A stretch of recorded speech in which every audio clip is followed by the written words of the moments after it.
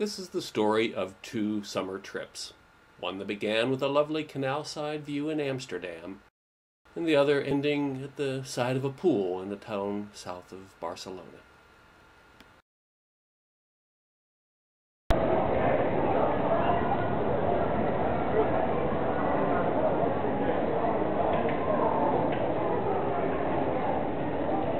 Here we are at Schiphol Airport, 12:30 Sunday.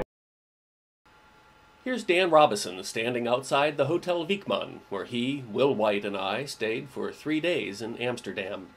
And these are the windows that gave us that great view on the street below.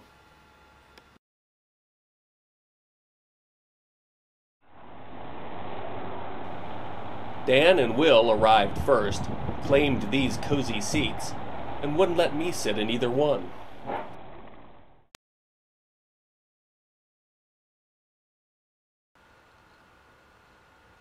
Although I had to stand, I found it very relaxing to watch all the various different kinds of traffic.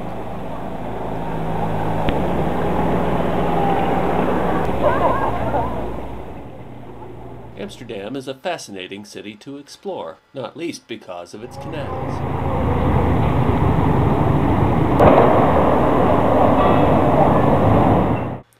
But its narrow lanes and its public squares have their pleasures too.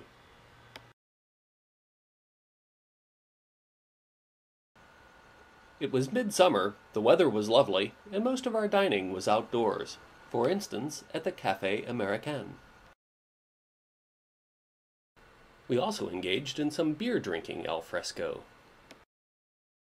Of course, it wasn't like we spent the entire time outside. Nonetheless, our rambles away from the hotel always seemed to begin or end at the bar at Wijn en Fokken.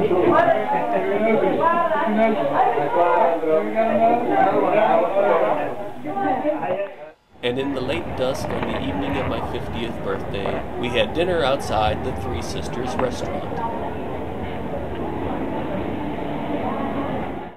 We enjoyed riding the city's trams.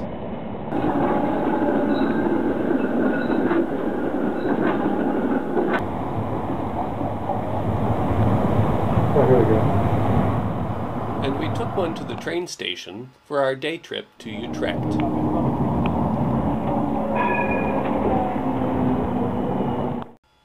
Utrecht is a lovely town, also built on canals. But its centerpiece is its cathedral tower, which a hurricane separated from its nave in the 17th century. We had lunch in the shadow of the tower. In the courtyard between stands this memorial to the years of World War II. Dan had a run-in with the law.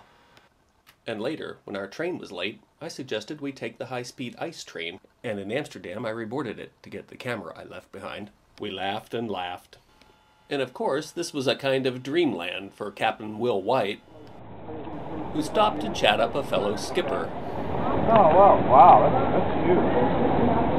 So you can't put a lot of boat in there.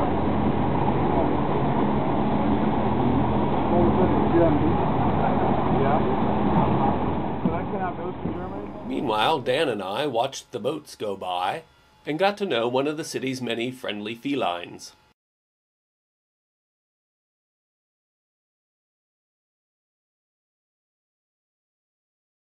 And on our last night in Amsterdam, we had dinner at the Hotel Krasnopolski. We met Gail at Schiphol and then flew to Barcelona, which glistened in the early evening sun.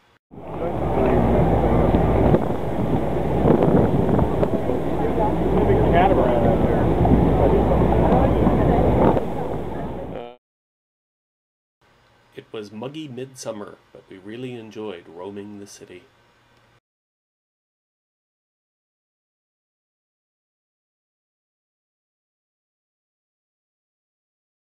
The passages of the Barre Gothique date back to the Roman days.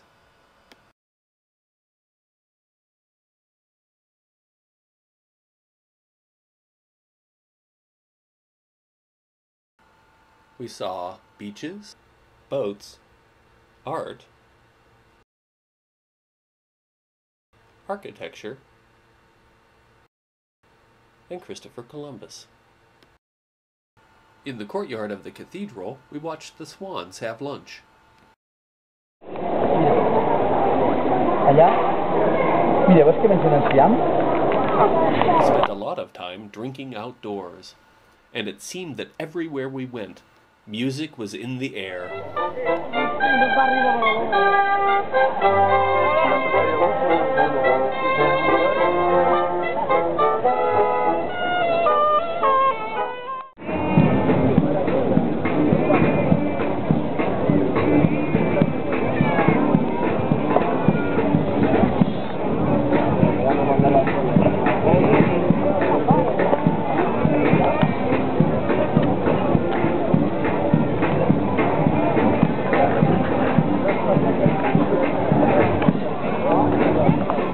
Flamenco, like bullfighting, is not a Catalan obsession, but we enjoyed it anyway.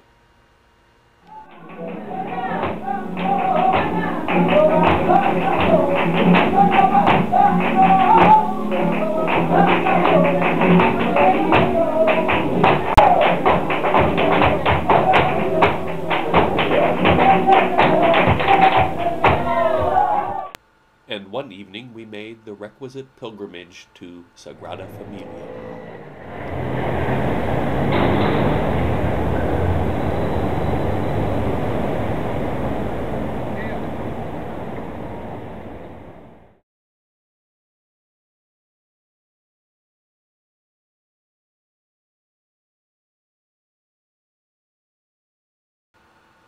Around 9:30 we had dinner in an adjacent square and watched the moon rise above the cathedral spires.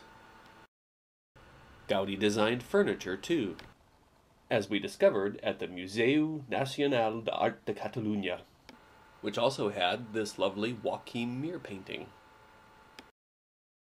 Another evening, another Gaudí masterwork, the long climb to Güell Park.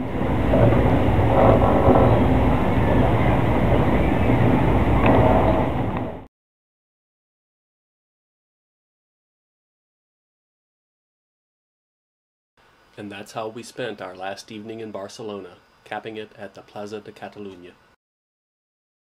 Will had language school, so Dan, Gale, and I took a train to Castelldefels.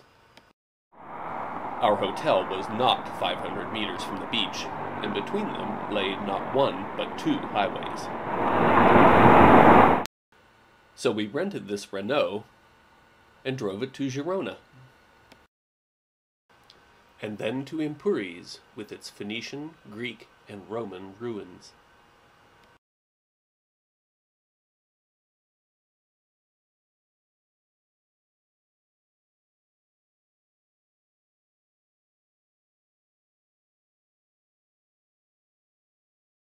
But somewhere along the way I picked up a nasty microbe, so we spent the last day lounging by the pool.